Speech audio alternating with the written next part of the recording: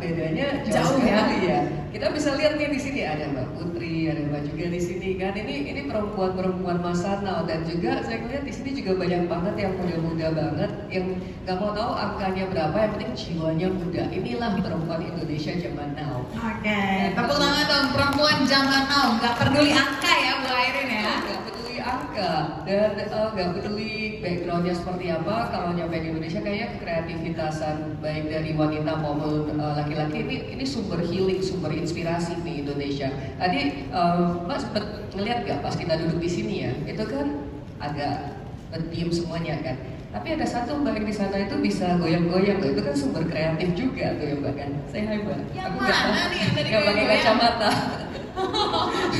Nah ini artinya itu sumber inspirasi ke kreativitas itu bisa didapatkan dari manapun juga, dan perempuan Indonesia tidak ragu untuk mengekspresikan hal tersebut. Ini kuncinya di sini.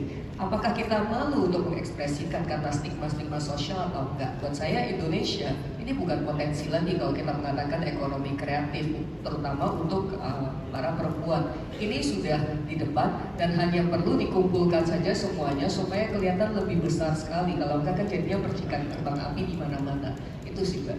Kalau progresi dari Aircraft sendiri sih sekarang ini kita bukan hanya melihat yang muda, yang sudah tidak malu, tapi juga yang masih hidden nih, itu juga kita dorong satu persatu. Ayo kita step into the light bareng-bareng untuk menyinari dunia lewat Indonesia. Oke, keren banget Ibu Airin.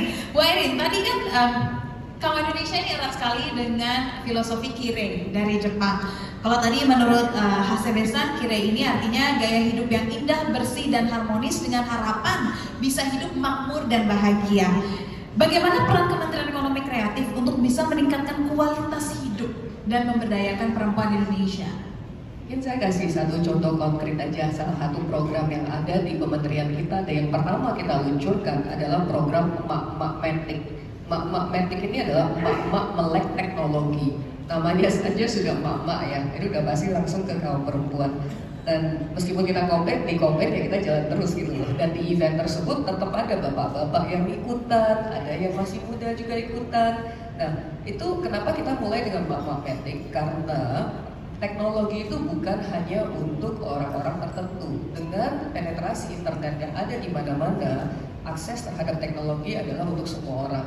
Nah mungkin sebelumnya single moms atau ibu-ibu atau emak-emak yang tinggal di pelosok-pelosok daerah itu tidak mendapatkan akses tersebut meskipun punya internet dan punya HP.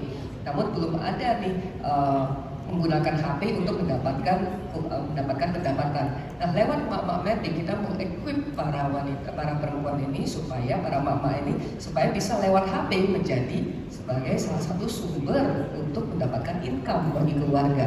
Dan kalau yang namanya perempuan, apabila bisa menopang keluarga, apapun juga akan ditebas. Betul. Ini satu yang kekuatan yang luar biasa kan. Kita mulai dari itu. Sekarang sudah berkembang ke genetik generasi muda melek teknologi. Dan seberapa besar peran sektor swasta, salah satunya seperti Kawan Indonesia, untuk bisa mendorong gaya hidup yang berkontribusi pada pemberdayaan perempuan, dan bagaimana Kawan Indonesia bisa terus membangun kemitraan lintas sektor agar bisa lebih berkelanjutan ke depannya? Menurut Ibu, silakan. Kalau menurut saya, pemerintah tidak bisa berjalan sendiri, swasta juga tidak berjalan sendiri, komunitas juga tidak berjalan sendiri, media juga tidak berjalan sendiri. Semuanya ada stakeholders connectivity yang namanya hexahelix. Dan di kabinet kali ini Pak Prabowo dengan tegas mengatakan tidak boleh ada lagi yang namanya ego sektoral, ego kementerian, ego pribadi. Yang ada adalah semua orang satunya, visinya cuma satu, Indonesia emas. Makanya kita di Magelang kan kalau nggak di Magelang kan kita barisnya juga kacau kan. Nah dengan merapatkan barisan itu, semua kementerian itu bergerak ke satu arah, Indonesia emas.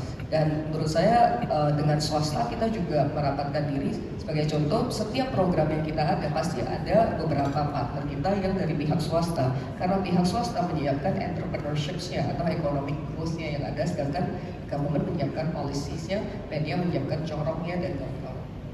Sejauh ini berarti perempuan Indonesia sudah siap menuju Indonesia emas? Siap gak? Siap dong. Siap dong. Langsung. Tepuk tangan